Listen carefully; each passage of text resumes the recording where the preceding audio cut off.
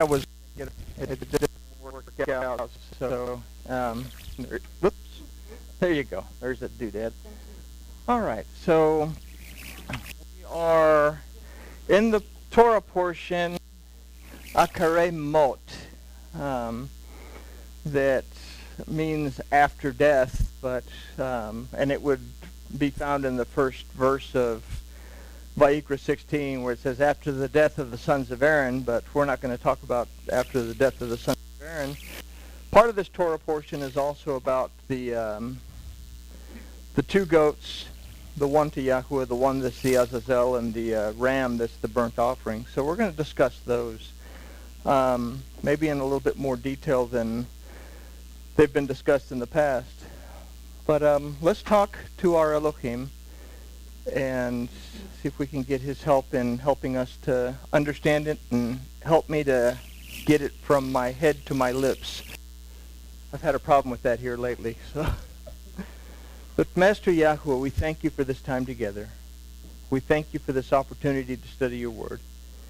We ask tonight that you'll open our eyes, open our ears, and open our hearts so that we can see, hear, and understand what your word has to tell us. And we thank you for it in the name of Yeshua. Amen. So, Torah is very exact, and it is truth.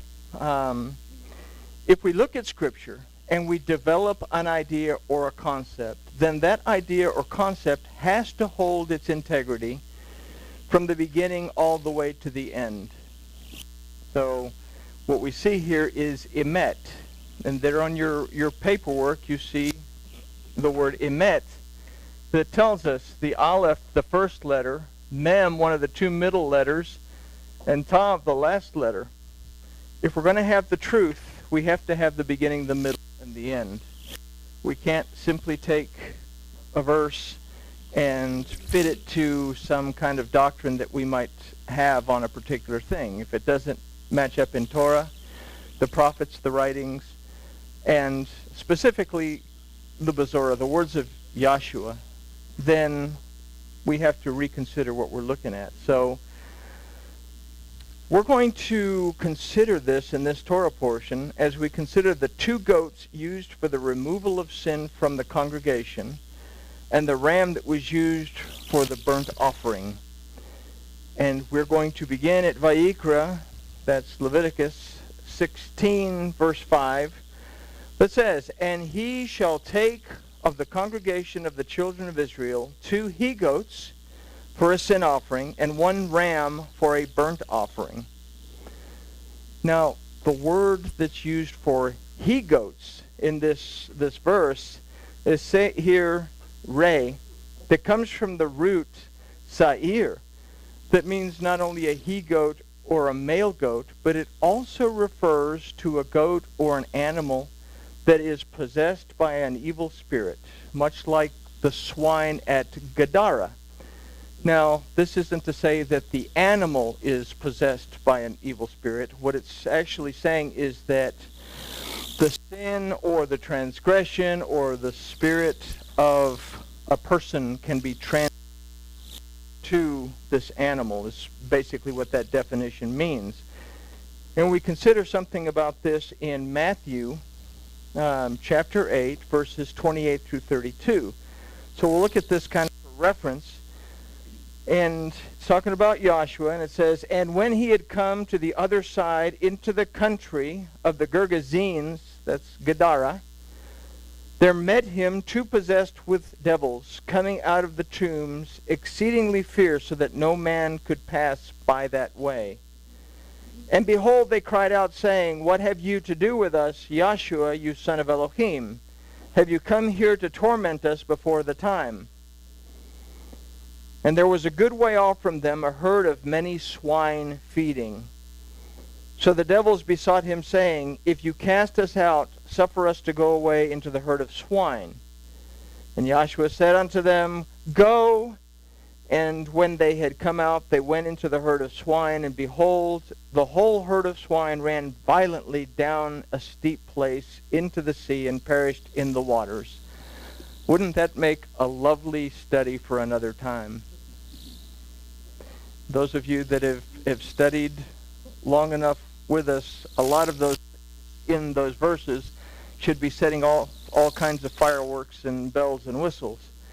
But anyway, in this we have to consider that the Sa'ir, the he-goat, are not possessed by evil spirits, but can become vessels used to store them and remove them from their human hosts. And this is an important concept to grasp as we move on into this particular Torah portion. Now, for now, however, we're going to simply stay on the fact that they were two male goats. Now, the word for "and a ram" in this verse is ve'ayil, and we note that it was to be used as the burnt offering, the offering that was given voluntarily, that was totally consumed by fire as an offering of total dedication to Yahweh. When we read in Vayikra, we say that this burnt offering is brought voluntarily. None of it goes to anybody else. The owner doesn't get anything back. The priest doesn't get anything back. The whole thing is burned up. So it's a complete and total offering that's given voluntarily. So that's something also to keep in mind as we go through this 204-page study. My wife said, "How many pages?" I said, 9 pages. She said, "What?" So let's consider the following story from Bereshit. And then it's chapter 22, verses 1 through 14. "And it came to pass after these things that the Elohim did test Abraham, and said unto him, Abraham, and he said, Here I am." When we read this in Hebrew, it says Elohim. See, it says the Elohim. So we could say that this is the Elohim. And when he gives the first 3 commandments, he says, "I am Yahuwah Elohim. You will have no other Elohim before us." But Abraham already understood this. But something interesting about this Ha-Elohim is that this Hey, the first time we see it as a root of a word in the Torah is in the word Hine, that means behold, pay attention. But we also see it in Bereshit 2:4 in the word Bach Baram, that means were created. And when we read it in Bach Baram, it's a little bitty Hey that represents the breath that brought forth creation. So this Hey represents the spirit of Yahuwah Elohim. So it is literally what we grasp in this verse is that it is the spirit of Yahuwah that is having a conversation with Abraham. So verse 2 says, "And he said, Take now your son, your only son whom you love, Isaac, and go into the land of Moriah, and offer him there for a burnt offering upon one of the mountains which I will tell you of. And Abraham rose early in the morning, and saddled his donkey, and took 2 of his young men with him, and Isaac his son. And he cleaved the wood for the burnt offering, and he rose up, and he went unto the place of which the Elohim had told him. On the third day plays prominently in a lot of things here. On the third day, Abraham lifted up his eyes." Now remember that part. "And saw the place afar off. And Abraham said unto his young men, You remain here with the donkey, and I and the lad will go there, and we will worship and come back to you." Abraham wasn't freaking out about having to offer up Isaac, because Elohim had told him that from your body is going to come the seed for everything. So if he knocked off Isaac, he would provide another one. That, or he would raise Isaac back. That, or Isaac would not die in this mess. Abraham was not freaking out, wigging out, and stressing out. But anyway, he says, "Stay here with the donkey, and we'll go worship, and then we will come back to you. We're both coming back to you." And Abraham took the wood of the burnt offering and laid it upon Isaac his son. Now he put it on Isaac's back so that Isaac would carry the wood up to Mount Moriah to be sacrificed. Sound familiar to anybody? Okay. And he took in his hand the fire and the knife, and they were both of them together. Now, that he took the fire and the knife in his hand, that illustrates to us that he was going to perform a physical act of worship by his own strength. When we perform physical acts of worship, they have to be by our own physical strength that we do them. It takes strength to open the Bible. It takes strength to sit down and read it. It takes strength to say, I'm going to go kneel down and physically go through the motions of praying. It takes strength to close the windows so that your neighbors aren't looking in when you're sitting there bouncing around the house praising Elohim. Because that's what we do, right? So, that he took it in his hand represents to us that a physical act of worship is necessary. And we do worship physically. Because if we don't worship physically, then we don't bring out the Spirit in us to link with Elohim. Okay? So anyway, and Isaac spoke unto Abraham his father and said, My father. And he said, Here I am, my son. And Isaac said, Behold the fire and the wood, but where is the lamb for the burnt offering? And Abraham said, Elohim will provide himself the lamb for a burnt offering, my son. So they went both of them together. And they came to the place which the Elohim had told him of, and Abraham built the altar there. And he laid the wood in order, and bound Isaac his son, and laid him on the altar upon the wood. And Abraham stretched forth his hand, and he took the knife to slay his son. And the messenger of Yahweh called unto him out of the heaven, and said, Abraham, Abraham. And he said, Here I am. And he said, Lay not your hand upon the lad, neither do you anything to him, for now I know that you are a man who reverences Elohim.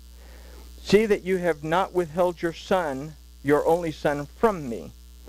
And Abraham lifted his eyes and looked, and behold, behind him a ram caught in the thicket by his horns. Does that sound familiar to anybody? That there was a ram that was caught by the head in a thorny bush? Anybody catch that? And Abraham went and took the ram and offered him up for a burnt offering in the place of his son. And Abraham called the name of that place Yahuwah Yireh, as it is said to this day, in the mount where Yahuwah is seen. Now, why read us this story? Because we're looking at two goats and a ram. It's all going to tie in. But we have to have the beginning, the middle, and the end in order for us to have a truth in a statement. The story contains a lot of lessons beyond the scope of this study, obviously. But the main points to grasp are that Isaac was to be the lamb, chazeh, to be voluntarily given as the burnt offering. It was after the messenger of Yahweh stops Abraham from killing Isaac that the ram, Ayil, is found as a substitute for Isaac. Now the place, Yahuwah Yireh, where Yahuwah is seen, became the place called Golgotha, where Yahweh's lamb became the ram that took our place and would die carrying our transgression and sin away with him. In between this time and Yahshua's time, it was also the place where the red heifer was burnt to ashes. And the ashes of the red heifer were also collected here at Yahuwah Yireh. Same site. So, I'm going to offer up Isaac, the red heifer that was burnt to a crispy critter, and the ashes mixed with water to cleanse, and Joshua at Golgotha, all happened at the same place. So, where were we? This story is used here to illustrate the transference of sin from one creature to another. Yahweh said Isaac, but then he stopped Abraham from killing Isaac and transferred that to the ram that was in the thicket. And the ram was the one that was provided. Now, we're going to see in this study that both our physical as well as our spiritual transgressions were carried to the Tav by Yahshua. We'll talk about this more in detail as we move forward with the study. But something that we need to grasp is that Jesus didn't just save us from our sins. Yahshua cleansed us from our physical transgression in order to cleanse us from our spiritual transgression. And we'll understand this more as we move on. So we go to the next verse, which is verse 7 in Vayikra 16. And he shall take the 2 goats and set them before Yahuwah at the door of the tent of the meeting. So as a story, we say that 2 male goats were presented before Yahuwah at the tabernacle. But to understand, we have to consider something out of Bereshit 2:7 that says, and Yahweh Elohim formed through the Aleph and the Tav, something that we don't get in the English, formed through the Aleph and the Tav, the Adam, from the dust of the ground, and breathed into his nostrils the breath of life, and the Adam became a living soul. Now, we've talked about that a half a gazillion times. But this is an illustration of the 2 properties of the Adam, which is human beings. Adam wasn't the name of the first guy. Adam refers to all of us as humankind, both male and female. Now, we are both physical creatures, as we are made from the dust of the ground, and we are spiritual creatures because Yahweh Elohim breathed his spirit into us that made us more than simply a living being, that's more than simply a living soul. We are different. The cattle, we're different than the fish in the oceans. We are both physical and spiritual. We are vessels that are made to carry of Elohim that unites with us and binds us to Elohim in communication. So the words lenefesh chaya literally mean an existing soul. And if we consider the lamed in the word for soul, nefesh, we can consider that we are a teachable soul. And this is an important concept for us to grasp, in that we learn and are guided by our physical properties. In other words, our spiritual side is influenced by our worship, or by our lack of worship. We'll see from the catastrophe in the garden. Now we get the same idea from the separation of the Adam into each male, the physical part of, and Isha, female, which is the spiritual part of humankind that comes forth from Ish. Now the point that the 2 goats presented to Yahuwah are an illustration of these 2 properties that we're composed of, that were presented at the door of the tabernacle. Both the physical and the spiritual properties of the Adam needed to be redeemed and restored.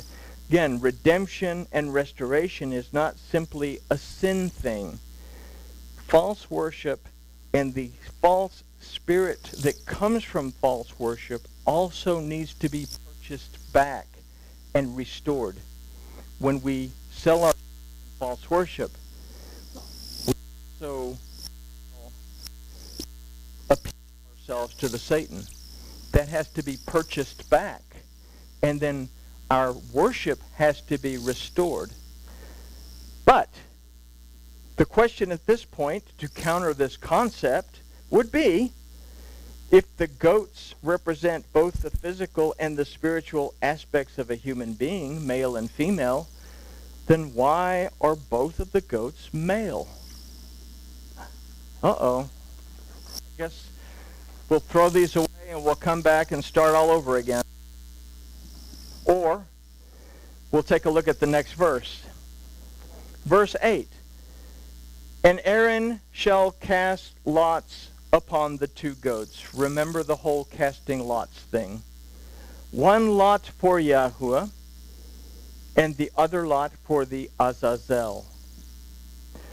Now, a lot is cast upon the 2 goats. One is to go to Yahuwah, that is a physical sacrifice, the physical killing of the goat and all the stuff that goes with it. And the other one is to be the Azazel. This word comes from 2 roots. The first root is ez, that means a female goat, that is to be the second root, azal, meaning to be sent away or to be gone. So again, the physical carries the spiritual, and it brings it forth from our worship. It's a male goat, but it's called the Azazel, a female goat that is going to be cast away. So now we're starting to see that something is happening in these verses that deals directly with the transgression that we encountered in the beginning. Now, the root azal also means to go to and fro. Does that ring a bell with anybody? Anybody that we know was going to and fro somewhere? Okay, so it should be ringing a bell that maybe this is the type of spiritual manifestation that we really do want to send to a hot, dry place. So we go to Job chapter 1, 6 through 7, that says, Now it fell upon a day that the sons of Elohim came to present themselves before Yahuwah, and the Satan came also among them. And Yahuwah said unto the Satan, Where do you come from? Where have you been? It's interesting. Anything that deals with Satan never deals with, where are you? It says, where have you been? Anybody in here ever beat themselves up for something they've done in the past that you should literally forgive yourself of? This is a ploy of the Satan. He's always asking, where have you been? You shouldn't have done that. You're never going to be forgiven for what you did in the past. So anyway, where'd you come from? Where have you been? Then the Satan answered Yahweh and said, From going to and fro in the earth, and from walking up and down in it. So is it possible that we might consider that the spiritual side that needs to be sent away is one that is manipulated by the Satan? We said that the word for goat was sair, but it has another root. It also has a root azaz, A-Z-A-Z, that means to harden, but it also means to be impudent, which means to not show proper respect or courtesy, to be disrespectful for others, to show contempt. When we worship falsely, we are disrespecting Elohim, because Yahuwah Elohim has given us his Torah and says, this is the way you worship. Joshua said that the Father is seeking those who will worship him any way they feel like doing it. What? Oh, in spirit and in truth. So it's not worshiping them in any way they feel like doing it, right? The Father is seeking those in spirit and in truth. To do anything other than that, to disrespect Elohim. And people say, well, you're being judgmental, you're being harsh and all this stuff. Elohim gave us a for a reason. He said, we have examples in this room. Everybody's freaking out about, did I get all the yeast out of my, did I get it all out of my refrigerator? We're looking, somebody said they threw away cans of cream of chicken because you're paying attention to what Elohim says to do. And you're taking action based on that word. That's a type of worship. But anyway, we go on in Jacob, and that is James for all the King Jimmy readers. King James, in order for him to authorize the King James Version, said, I have 18 conditions, and one of those conditions is that my name has to appear in the Scripture somewhere. So they took James and they removed James, or they took Jacob, and they removed Jacob and they put James in there. So Jacob, sorry, Jimmy, 1 verse 8 says, a double-minded man is unstable in all his ways. Now keep this idea man thing. He goes on to say at verses 12 and 17, blessed is the man that endures temptation, for when he is tried, he shall receive the crown of life which Yahuwah has promised to him that love him. Let no man say that he is tempted. I am tempted of Yahuwah, for Yahuwah cannot be tempted with evil, neither does he tempt any man. But every man is tempted when he has drawn away of his own lust and enticed. Now, for that, keep in mind Bereshit. We're going to talk about Bereshit 3 in a minute. And when lust has conceived, it brings forth sin, and sin, when it is finished, brings forth death. Do not err, my beloved brethren. You got to love these guys and all their beloved brethren things. Every good gift and every perfect gift is from above and comes down from the Father of lights, with whom there is no variables, neither a shadow of turning. Why man? Why not every person? And we say, well, because it was speaking only to the men. You could only read storybooks. When the little guy came down and Yentl had like a guy to get into yeshiva. Okay. All right, there we go. It's talking about Ish.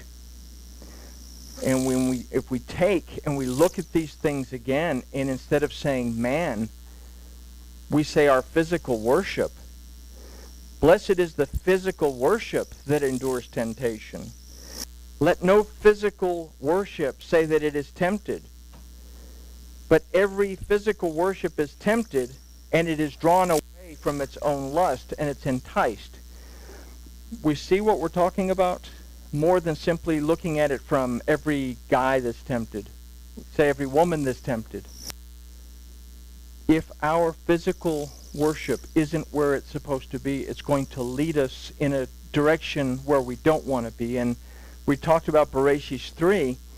One of the prime examples of this is in Bereshit 3:6. Now, before we get into that, Yahuwah told the Adam before they were separated into Ish and Isha. So they were together.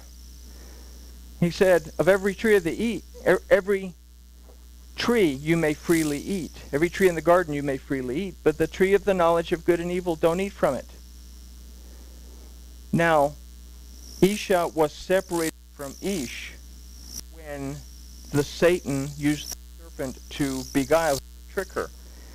And as a result, he gave all the wrong answers. Why? We look and go just a little bit further into verse 6.